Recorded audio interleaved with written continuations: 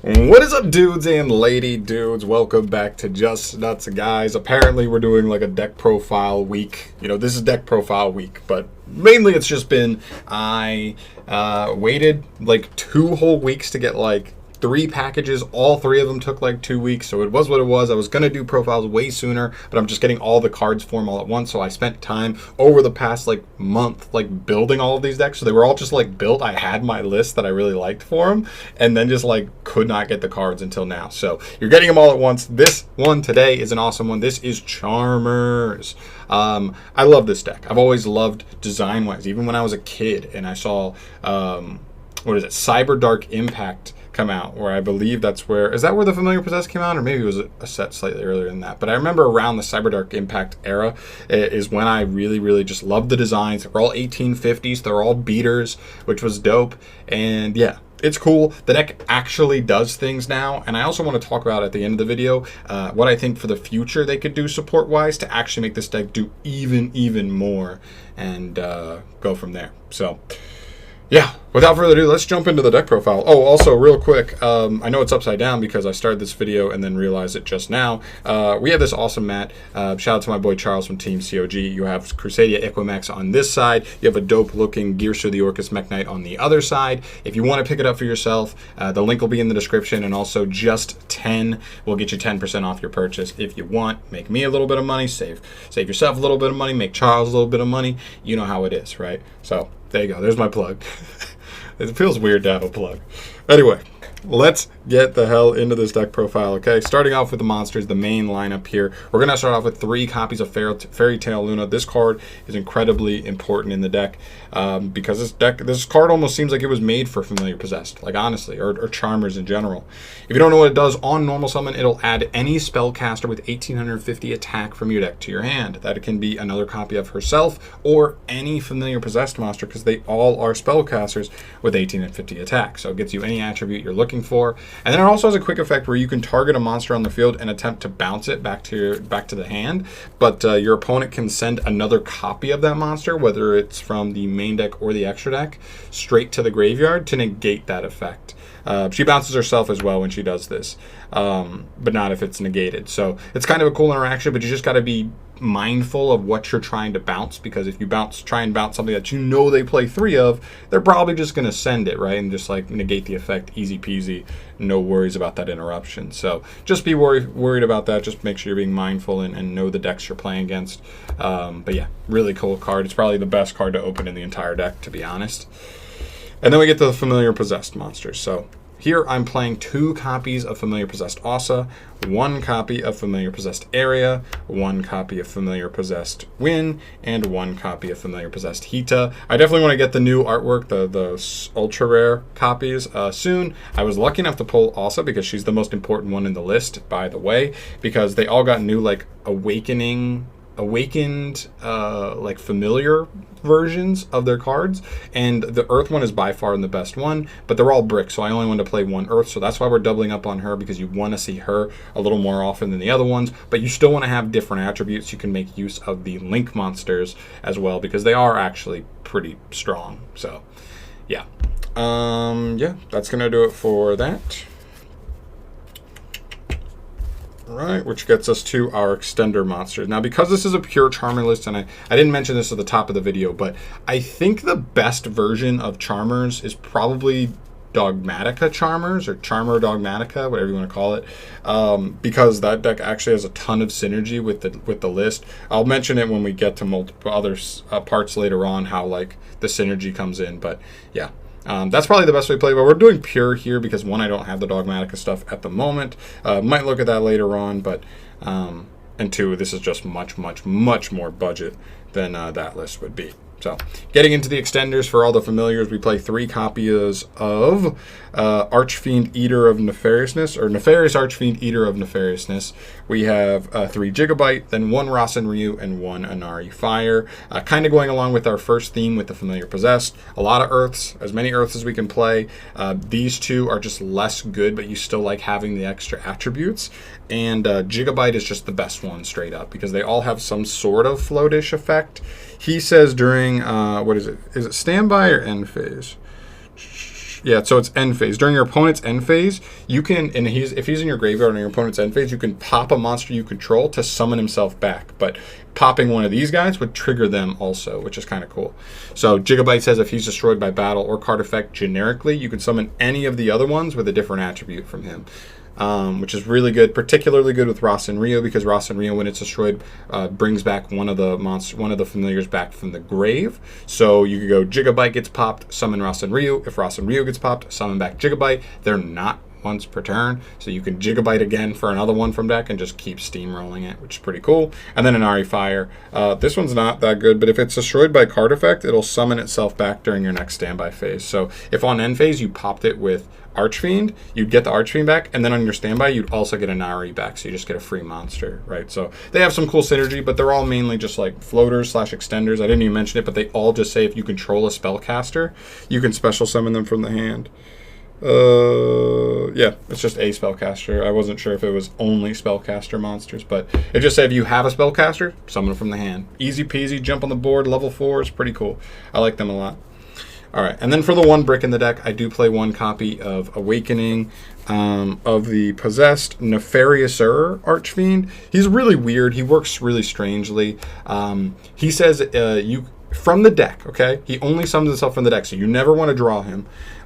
He says that you can send any spellcaster plus a level 4 or lower earth monster from your field to the graveyard to just summon him out of the deck. That is an inherent summon, not an activated effect, so make sure you know that it's not an effect that can be negated.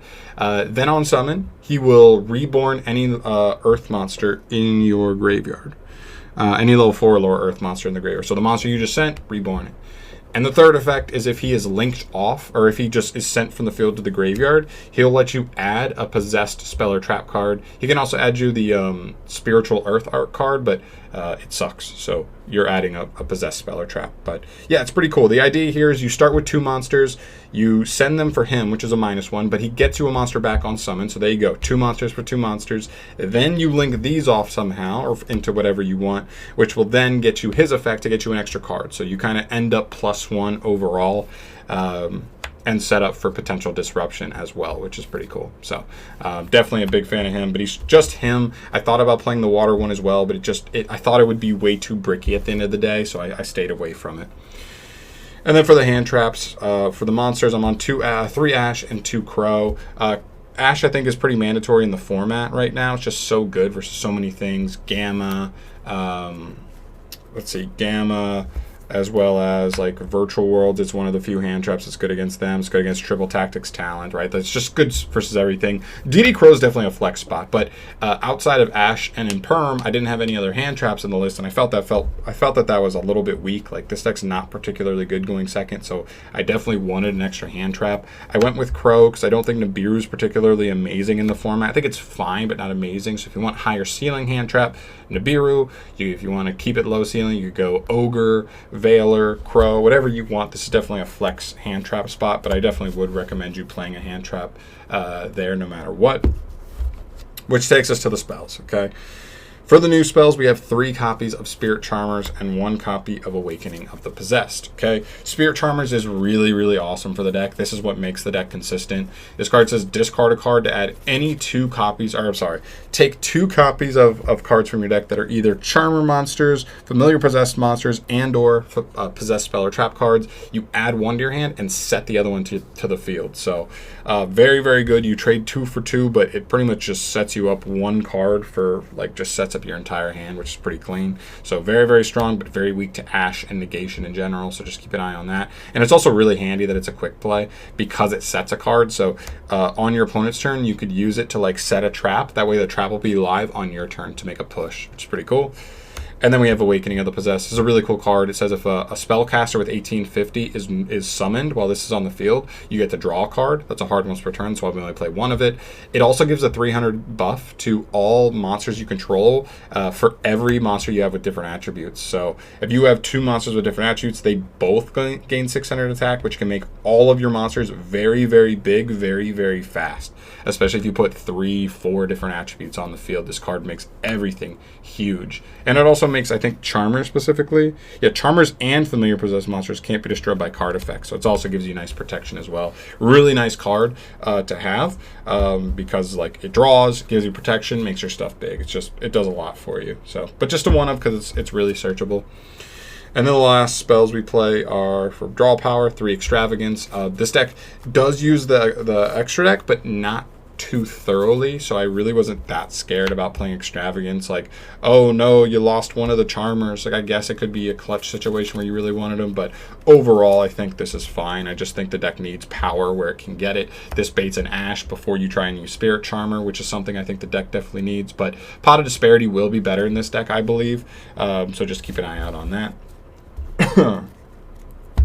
All right, and the last one-ofs, I play 1 Monster Reborn and 1 Scapegoat. I know what you're saying. John, what the hell? You just showed us Pot of Extravagance. Why Scapegoat? This is kind of a fun tech I'm testing out right now. You could swap this for Upstart. Well, Upstart's not good with Extravagance, but you could swap this for Called by the Grave or just another, or maybe a powerful trap one-of that you wanted to play. Whatever you want, honestly. But the main thing here is that this deck doesn't have a lot of power, but it is pretty consistent, and it does actually do decent controlling the board going first. So this is like a power push after your first turn to try and like really seize control of the game state. So it's just a cool card, and I want it off the ban list.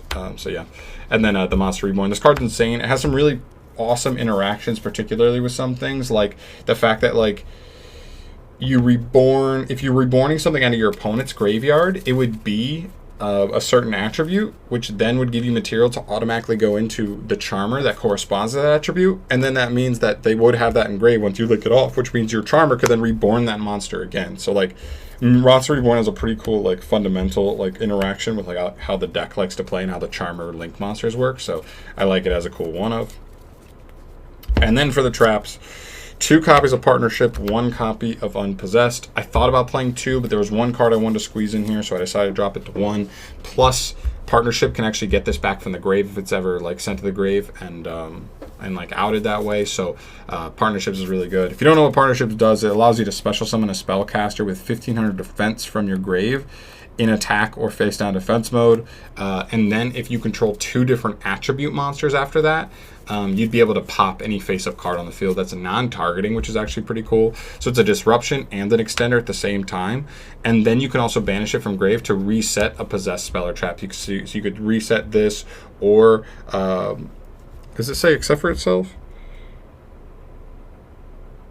Okay, so if you actually have both engraved, you could reset the other one.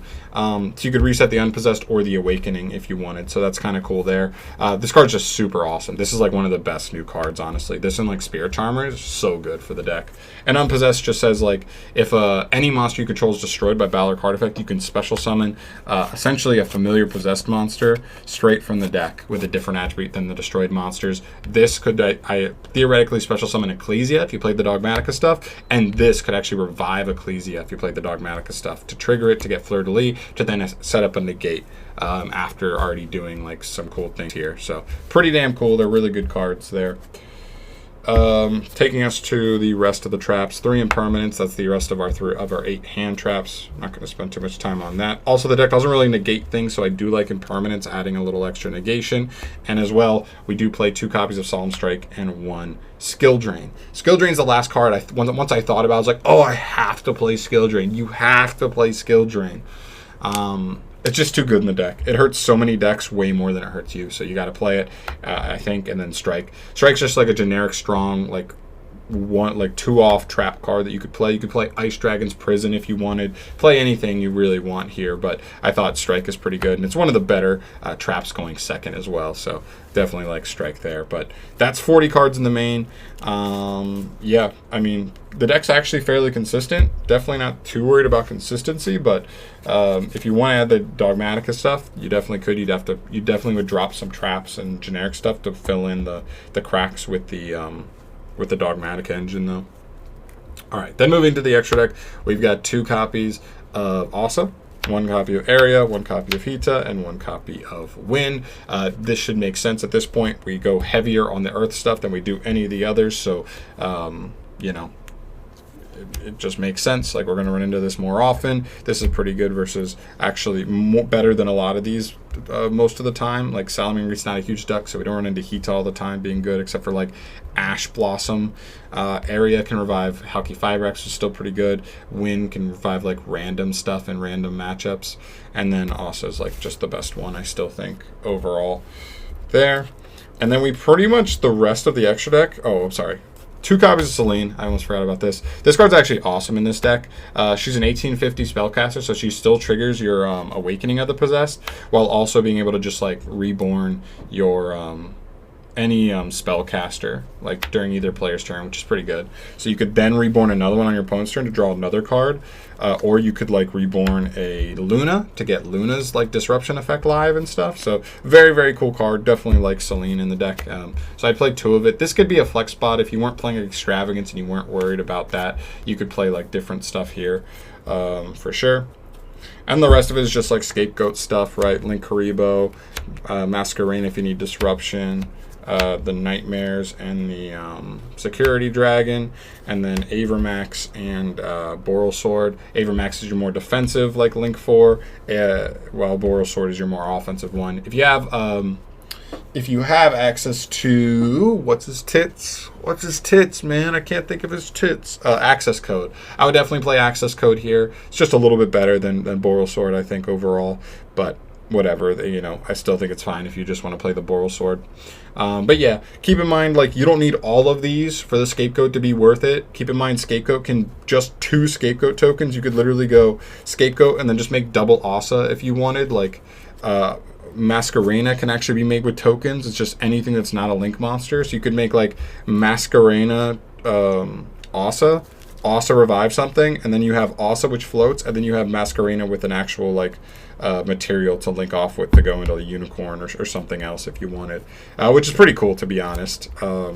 So don't sleep on that. I honestly think this is a pretty cool package. I don't love that you have to play Extravagance in the deck. Obviously, I wouldn't if you know this, but it's a one of, and you're playing Extravagance is just too good not to play, I think, in the deck at the moment. Like, the deck just needs that oomph card, you know what I mean? And that's what Extravagance is, like that extra generic oomph card that says, if you don't ash me, I'm going +1, and then I don't mind if you ash Spirit Charmers as much because I already went +1, right? So it's just one of those things. But the deck is honestly not terrible. I know a lot of people looked at these new cards and were like, yeah, the deck definitely is like a deck now, where it wasn't even really like a deck, but it still sucks.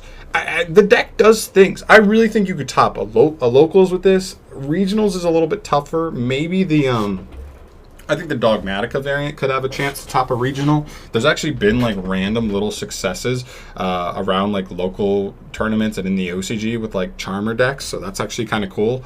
But just keep an eye on it, right? Like, and the way I think that this deck could get support, first and foremost, is Fairy Tales like are like Familiar Possessed support. So the more Fairy Tale cards we get, the better this deck could potentially be, or the more playables we could see.